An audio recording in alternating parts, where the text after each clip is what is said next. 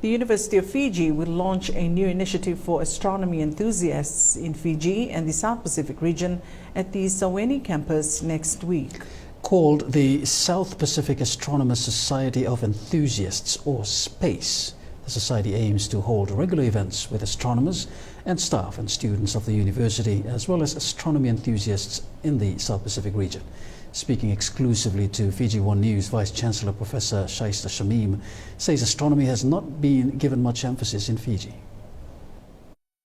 Astronomy is the branch of science which deals with celestial objects, space and the physical universe as a whole. The University of Fiji's SPACE initiative intends to nurture scientific and educational interests in planetary science in the South Pacific. Astronomy is not something that we have done at all in Fiji. It's one of those things that's just not been emphasized. Certainly, students do physics and science subjects and maths in school, but really astronomy is more in the nature of being a hobby for people who have access to a telescope. But I've been interested in it for a very long time. When I was at university in New Zealand, I belonged to the astronomy club, and I always knew that living in Fiji, there's a great opportunity for us to develop an astronomy society or a club, because we're placed right in the middle of area where it's easy to watch constellations and stars and new planets, that are developed, and asteroids and comets and all sorts of things. An initiative close to her heart, Professor Shamim hopes that by observing or imaging celestial objects in the sky using the unaided eye, binoculars or telescopes, people would appreciate Earth and help save it from the impacts of climate change. It is only when you see the planets, and you see planets in the solar system, and you see the possibility of what's happening with the Hubble telescope and all of those ones that have been launched into the stratosphere, that you appreciate how beautiful Earth is. And I'm hoping that once people appreciate how beautiful and unusual and stunning Earth is, that they would make an effort to really save the planet.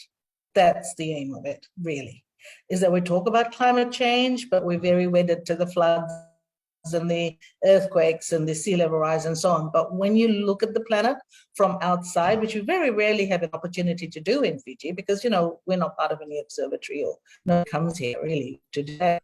But I think that's what's going to really bring home to everyone, that this is a planet that is worth saving. In the Pacific, stargazing has been an ancient method of understanding what's happening in the world. SPACE will be led by women, with hopes that it will encourage more women in science. The scientists at the University of Fiji, the leading scientists in environment and in the conventional sciences, are actually women. We have a lot of women scientists at the University of Fiji, and I think what we should be doing, and especially, this particular event, the news event, is going to tell everyone that we have to lead by example. If we're interested in something that's really new and innovative, we shouldn't be frightened to delve into it, even though the University of Fiji has got no telescope. We have no money really to do anything much that is like this, pioneering. But the heart's in the right place, and therefore everything else will follow. So for women, if you have a passion for something unusual and innovative, and to try and understand how science works, well, they would obviously want to join the society. Planetary scientists and astronomers will be invited to deliver lectures throughout the year at the 𝐒𝐻 campus of the university. We're hoping that the members of SPACE, those who join, it's free, by the way, there's no cost to joining, that they will come and they will learn about the planets from the best minds in planetary science in the world. And this is exactly why we have Dr. Nalin launching it. He's a Sri Lankan, and he's the only native Sri Lankan who's ever had an asteroid named after him. So we're delighted that he's going to come and talk to us. And the keynote address will be, astronomy, is it a hobby or a profession?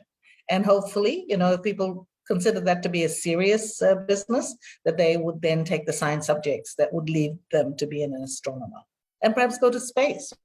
If Elon Musk can go to space, anyone can. SPASE will be launched virtually by Dr. Nalin Samarsina of the Planetary Science Institute of the University of Maryland in the U.S. Dr. Samarsina is the first native-born Sri Lankan to gain the distinction of having an asteroid or a minor planet of the inner solar system named in his honor. Mereoni Mili, Fiji One News.